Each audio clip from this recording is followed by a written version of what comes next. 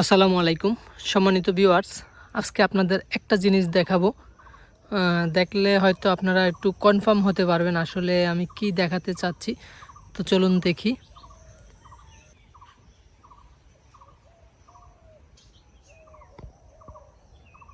দর্শক, এখানে আপনারা কি কিছু দেখতে পাচ্ছেন? আমি যে জিনিসটা দেখানোর চেষ্টা করতেছি সেটা হচ্ছে এই যে আঙ্গুরটা, এই আঙ্গুরটা ছিদ্র একটু, এই যে ছিদ্র দিয়ে পিঁপড়ায় আক্রমণ করতেছে। তো আমরা জানি যে যেখানে মিষ্টি সেই জায়গাটাতেই মূলত আপনার পিঁপড়ায় আক্রমণ করে থাকে, বা যেই জায়গাটা একটু সুগার আছে, মিষ্টতা আছে, সেই জায়গায় পিঁপড়া থাকে, টক জায়গায় পিঁপড়া থাকে না। তো সেই হিসেবে এই যে দেখুন, ছিদ্র একটু ছিদ্র করেছে আঙ্গুরটা, এই জায়গাতে পিঁপড়া।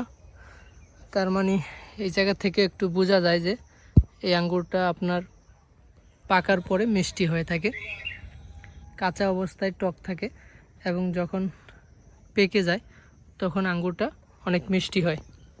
তো এটা হচ্ছে বাইকুনুর জাতের আঙ্গুর। আপনারা যারা বাসাবাড়িতে দু একটা আঙ্গুর চাষ করতে চান তারা এই বাইকুনুর জাতের আঙ্গুরটা চাষ করতে পারেন। একটা চমৎকার কালার আসে।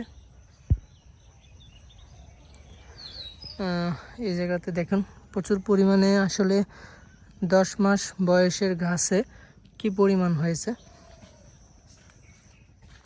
এই যে চমৎকার কালার আসছে,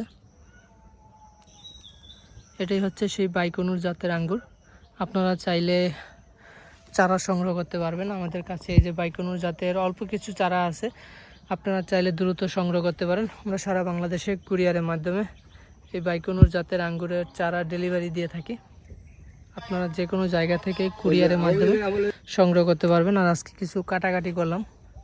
আঙ্গুর গাছ পুনিং করতে হয়, আপনার বেশি জোপালো হয়ে গেলে পুনিং করে দিতে হয়। কিছু ডাল আপনার ফল নেওয়ার জন্য রেডি করতে হয়। আমরা যেহেতু আগামী বছর আবার ফল নেব এই গাছ থেকে, তো সেহেতু কিছু ডাল আমরা রেডি করতেছি পুনিং করে মোটা করে, যাতে আগামী বছর সেই ডাল থেকে ফলন নেওয়া যায়। প্রথমে ওয়াই শেপ দিতে হয় আঙ্গুর গাছে, তারপরে এই শেপ দিতে হয়।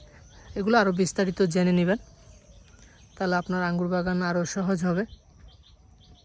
তো দর্শক, আজকে এ পর্যন্তই। আপনারা সকলে ভালো থাকবেন, সুস্থ থাকবেন। আল্লাহ হাফেজ।